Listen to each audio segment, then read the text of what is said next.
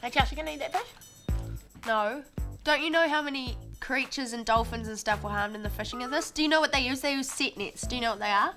No. God, he's choking. Come here, I know the Heimlich. Wait. Please send help. Dolphy. Wait a minute, guys. Dolphins can't write. They have fins. Who did this? I'm really sorry. I wanted to bring to attention the fact that dolphins were being harmed, and I know you nearly died. I'm really sorry about that, but heaps of dolphins always die in set nets. Sure, dolphins die in set nets, but it's not like they're getting extinct or anything. There's still heaps of dolphins in the world. Oh, really? Yeah. Okay, come on then, Giles. We need to settle this argument. Let's go talk to someone who knows about dolphins. So what kind of work do you do with these dolphins? I'm a marine mammologist or marine mammal scientist, and my main focus is on our endangered Maui dolphin, which is one of the world's smallest marine dolphins, and it lives off the west coast of the North Island. So they're quite endangered. The North Island one's incredibly, there's an international organisation called the IUCN that classes them as critically endangered for the North Island population.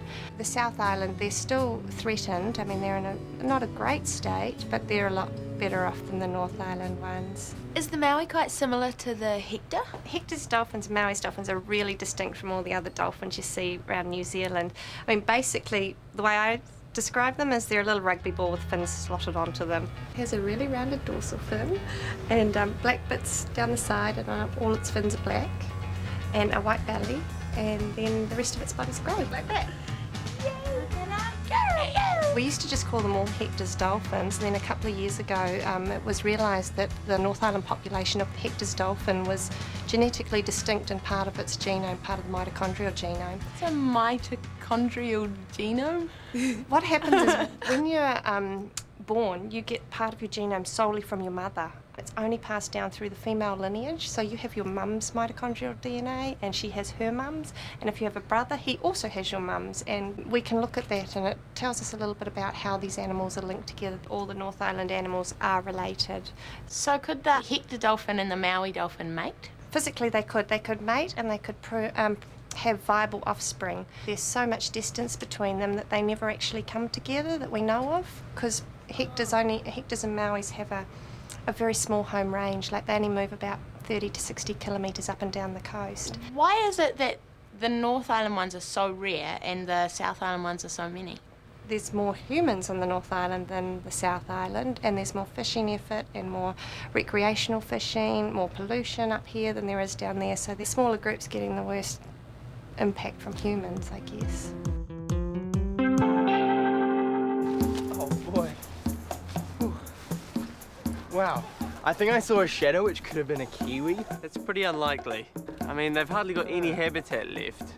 And with all the predators around, ferrets, cats, stoats, weasels, they really don't have much of a chance in the wild. Well, I just wish they had wings so that they could fly away. Well, I've actually got news for you, mate. They do have wings. What? But they're flightless birds. Doesn't mean they can't have wings. We'll prove it then. All right.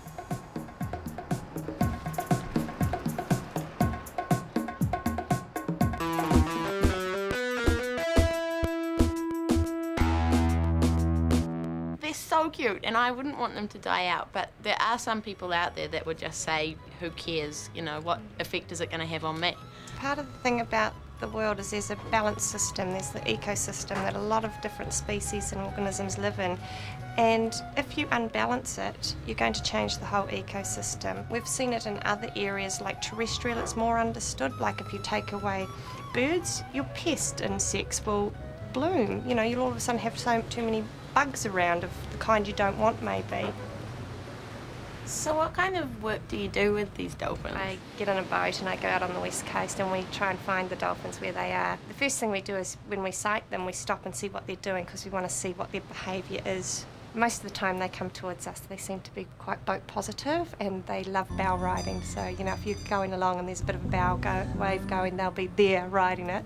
We take environmental readings, so we look at what depth of water we're in, what the salinity level is, how salty the water is, how murky the water is, because Hectors and Mauis tend to like murky water. We take temperature and then we take a GPS location so we can put on a chart exactly where we saw those animals, and we work out how many calves, how many adults, total group size. We take photographs of them. Most dolphin species have a distinct dorsal fin, like their dorsal fin on their back is usually marked from cuts in that, because we have a catalogue of all the ones that are distinct that we can recognise visually.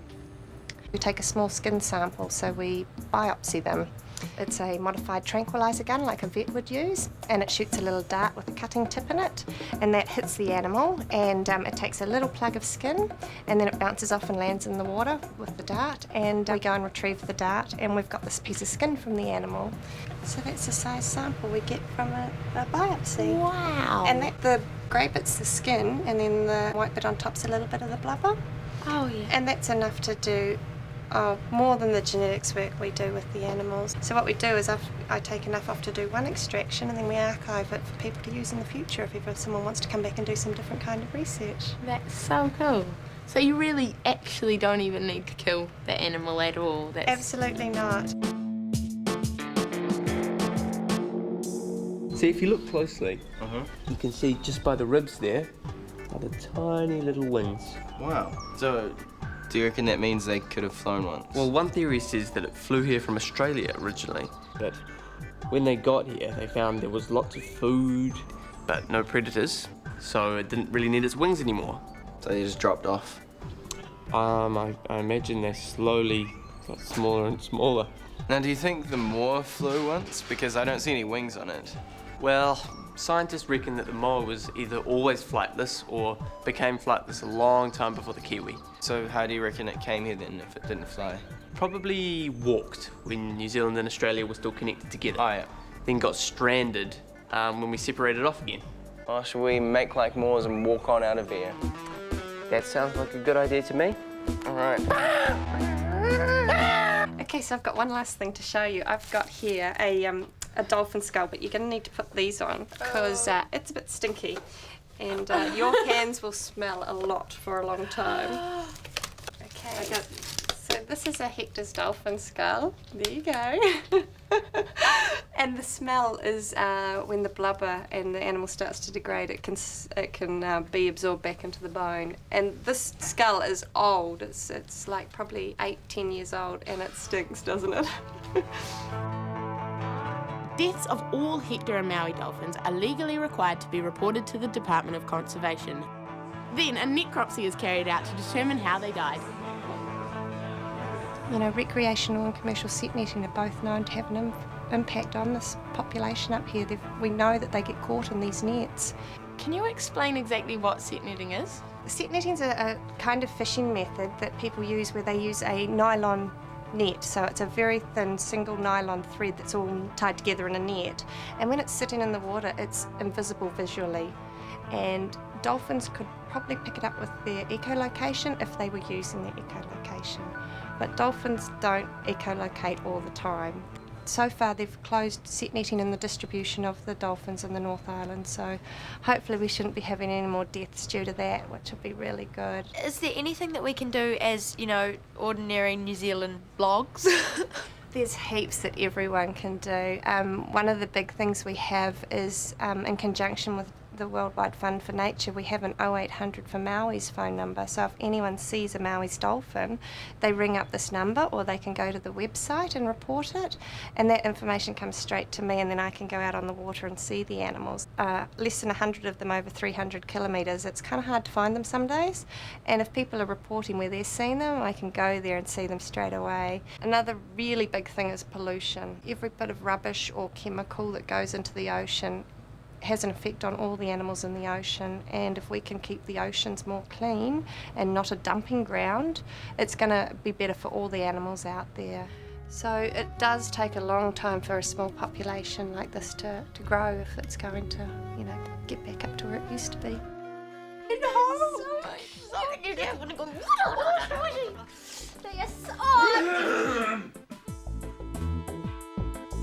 Dolphin scientists are these strange, obsessive people obsessed with dolphins. Obsessive tendencies, childish behaviour. You girls have got dolphin disease. No, we don't. So Just don't. Any dolphin jewelry? No. They're just super cute. They How are could you cute. not like Look at them.